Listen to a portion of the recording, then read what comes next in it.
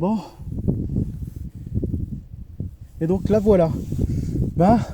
Transalp 750 XL 750 2024. Alors ça faisait longtemps que je devais vous la présenter. Je ne l'ai pas fait parce que en vrai c'était mon utilitaire jusqu'à maintenant. Maintenant je l'utilise aussi beaucoup pour le loisir. Cette saison du moins c'est le but. Pourquoi? Parce que cette moto, c'est une moto que j'avais pris à la base pour son côté pratique. Clairement on peut charger, mettre des trucs et tout ça. Et l'option bien sûr off-road possible que je voulais un peu essayer. À la base je ne pensais pas réellement commencer avec cette bécane pour faire du off-road. Je pensais m'acheter une petite enduro, un petit truc pas cher, histoire de me faire mes mains et au pire si je la plantais c'était pas trop un problème. Mais finalement je me suis dit non, je vais essayer cette bécane. J'ai commencé à avoir des trucs avec des gens qui faisaient des trucs vraiment vénères avec des 1250 GS. J'ai fait ok bon j'ai une Transalp, c'est plus petit, je devrais pouvoir m'en sortir. Du moins si je m'entraîne. Donc voilà. Donc ça c'est ma Transalp. Jusqu'à maintenant, j'ai fait environ 5000 km avec, où j'ai fait que de la route. Que de la route. Donc j'ai voyagé, je suis allé en Espagne, j'ai fait plein de trucs avec. Mais c'était surtout un utilitaire pour aller faire des courses, faire des trucs, aller voir des gens, de la famille et tout ça. C'était un bon véhicule pratique. Utilisation route, cette bécane, elle est juste parfaite, elle est nickel, bonne position. La selle, c'est l'un des points faibles. Forcément, sur les longs trajets, au bout d'un moment, on a mal au cul.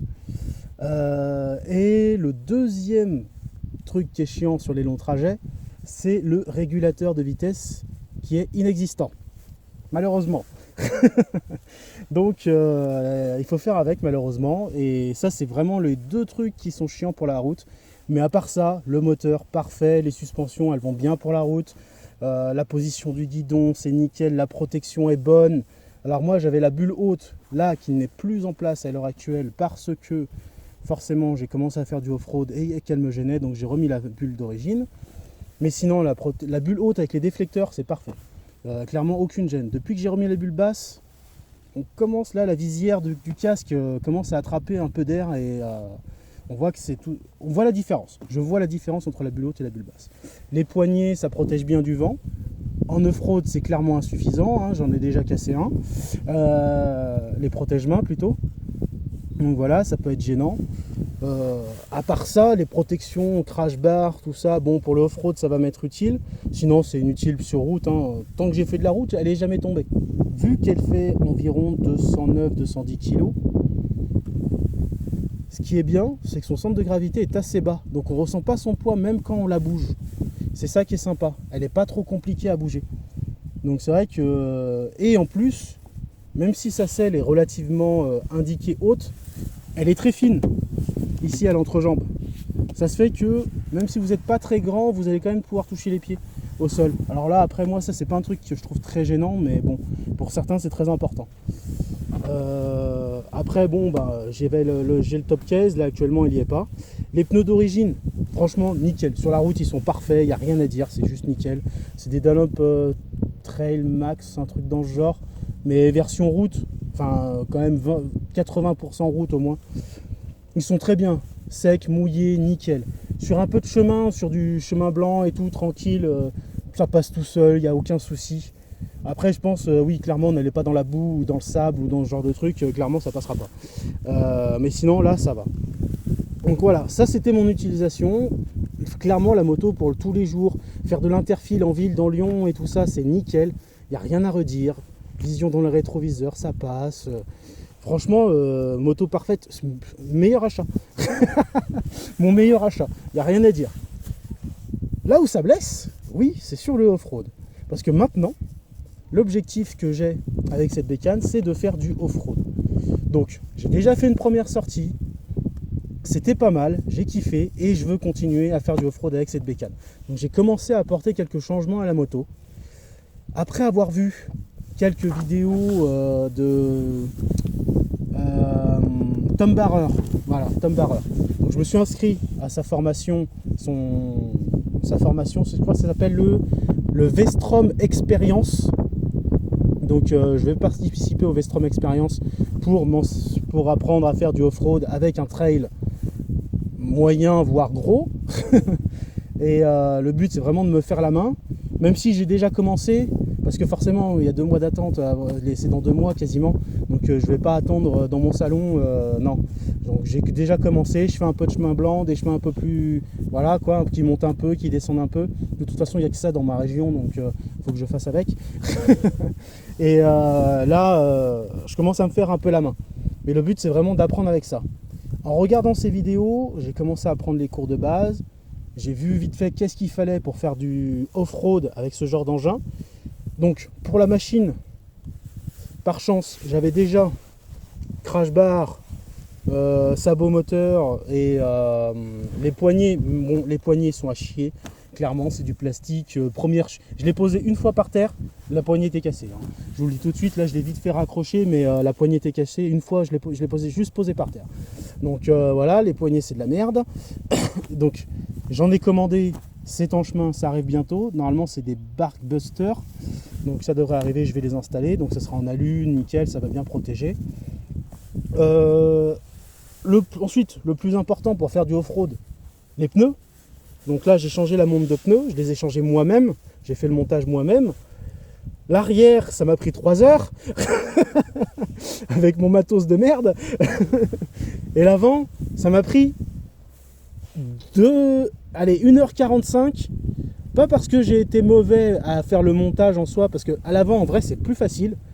Si j'avais pas eu un souci, l'avant ça m'aurait pris 50 minutes à changer le pneu avant. Malheureusement j'ai crevé la chambre à air dans le processus, vu que j'y suis allé comme un bourrin. Donc j'ai dû changer la chambre, remettre l'autre chambre à air. J'ai mis des chambres à air enduro, donc j'ai dû remettre la chambre à air street à l'avant.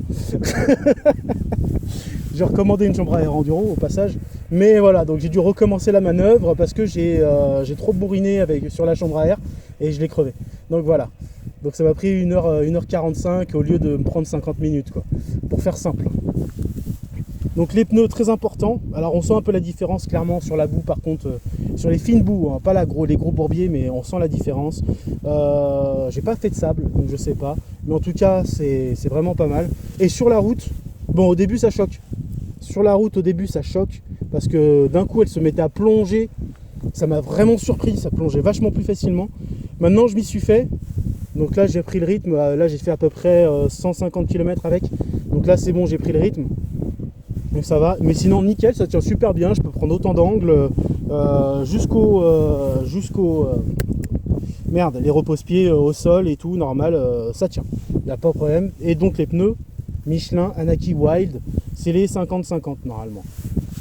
Donc voilà. Autre chose importante pour la moto, donc on a dit donc les poignées, crash bar, sabot, poignées ça arrive, les pneus c'est changé. Après, personnellement, ça c'est le minimum. Personnellement, moi il y a des petits trucs en plus qui vont me gêner, que j'ai remarqué. Par exemple, là, quand je suis debout, dans les endroits un peu techniques, j'aimerais avoir plus de grip.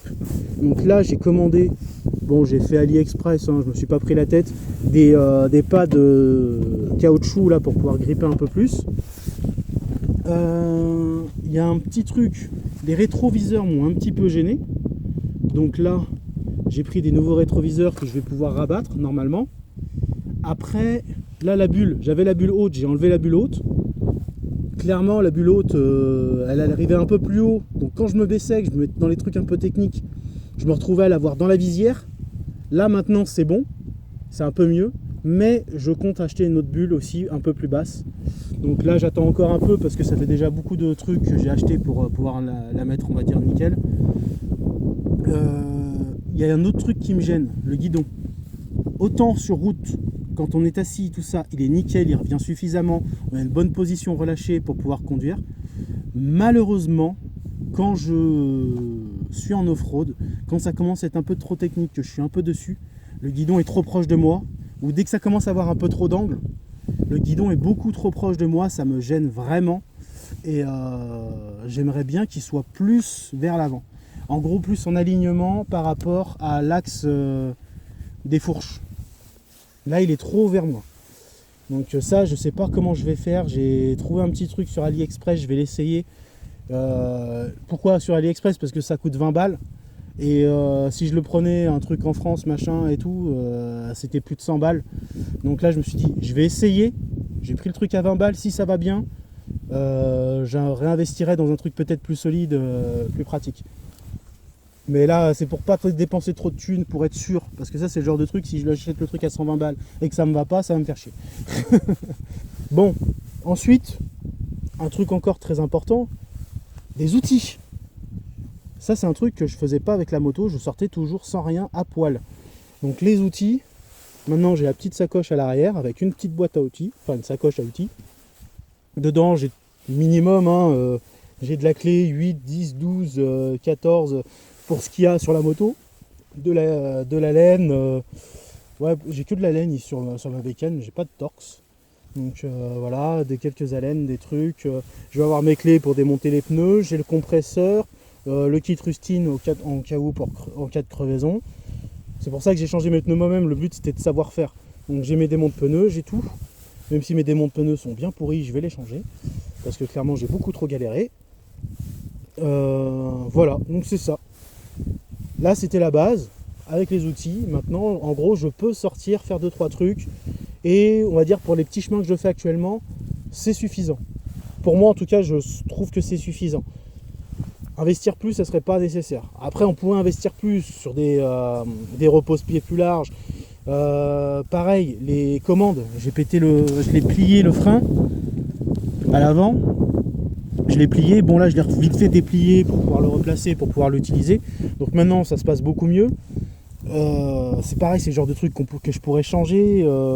Clairement, la pédale le sélecteur de vitesse, là, je me suis équipé. Maintenant, j'ai des bottes, j'ai des bonnes grosses bottes des familles, et ça devient un peu gênant. Je vais pas vous mentir, ça devient compliqué. Il faudrait que ma pédale soit plus haute. Donc, je vais voir si je peux faire un réglage. J'ai commandé aussi sur AliExpress une nouvelle pédale pour voir si ça va passer. J'espère que ça va passer, et parce qu'elle est un peu plus ajustable et tout ça. Elle ressemblait trait pour trait au SW Motec. Extrêmement cher les SW Motec. Sauf que là, elles étaient à 20 balles. Donc j'attends de voir. Ça se trouve, je vais me faire arnaquer, mais j'attends de voir. C'est pareil, je vais essayer à 20 balles. Si ça passe, peut-être que je prendrai les SW Motec. Si c'est vraiment les mêmes. Donc voilà. Et voilà. Donc ça, c'est des petits trucs qui sont un peu gênants, qui pourraient être améliorés, qui pourraient encore changer un peu. Une protection de phare, ce genre de truc quoi. Mais là, franchement, la moto en soi, sur les petits chemins, tout ça, nickel, c'est bon. Dès que ça devient technique, par contre, j'avoue que j'ai un peu du mal avec la position du guidon. Le guidon est trop tiré vers moi, j'aimerais qu'il soit un peu plus loin, un peu plus bas.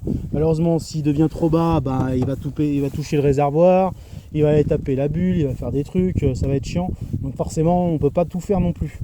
Là, c'est limite. Mais sinon, ça va. Parce que j'ai des longs bras, en fait, pour ceux qui se demandent. Je suis pas très grand, mais j'ai des longs bras. Et ouais, plutôt pas mal. Le point maintenant le plus important qui fait que j'ai pas mal entendu et qui me disait que la moto elle est pas bien pour le off-road, tatata, les suspensions. Ça va. Franchement, en vrai, ça va. C'est peut-être pas les meilleurs, clairement, mais pour l'instant, je m'en sors avec. Pour ce que je lui demande, je m'en sors avec. Je les trouve pas trop gênantes. J'ai pris 2-3 chemins, ça tapait pas mal. Je sais que j'ai senti que je les ai mis en butée, ça tapait pas mal. Mais en vrai, ça va. Sur la route, il n'y a rien à redire. Hein. Une fois qu'on a réglé la précharge, il n'y a plus de balancier, il n'y a plus rien, donc elles sont nickel pour la route. Une fois qu'on a réglé la précharge à son poids. Et en ce qui concerne le tout-terrain, franchement, pour ce que je lui demande, là, c'est largement suffisant. Maintenant, si je veux aller dans les trucs plus techniques, oui, je vais sûrement voir ses limites tout le temps. Mais pour l'instant, ça va. Je suis pas encore prêt à mettre 2000 balles dans des nouvelles suspensions et ce genre de trucs. Je crois que je changerai de moto à la place, de préférence. Donc voilà. Donc ça c'est mon ressenti. L'objectif, vous l'avez. Vous allez avoir un peu de contenu d'entraînement prochainement. Et vu que j'ai 2-3 chemins du TET qui passent dans le coin, là je vous en ai montré quelques extraits. Là, je vais vous montrer quelques extraits. vous en aurez d'autres. Mais sinon, voilà, l'objectif, c'est apprendre à faire du off-road dans un premier temps, faire un peu de chemin, se voyager un petit peu, la journée, le week-end, ce genre de choses. Et après, on verra plus tard. Parce que moi, mon objectif, quand même, avec la moto, c'est quand même de voyager un minimum. Donc, j'aimerais bien pouvoir en profiter aussi avec celle-là en off-road. C'est l'objectif. Histoire que quand j'arrive face à un chemin, une route, peu importe où je suis, que je me dise pas « Ah non, c'est un chemin en terre, je peux pas y aller avec ma moto. Ah non, il y a de la boue, je peux pas y aller avec ma moto. Ah non, il y a du sable, je peux pas y aller avec ma moto. » Voilà, ça c'est le truc que je vais éviter à tout prix. Et c'est pour ça que je veux me mettre au off-road. Donc voilà. En tout cas, merci d'être passé. Un abonnement, un like et un commentaire si vous avez des questions. N'hésitez pas. C'était BK. Ciao.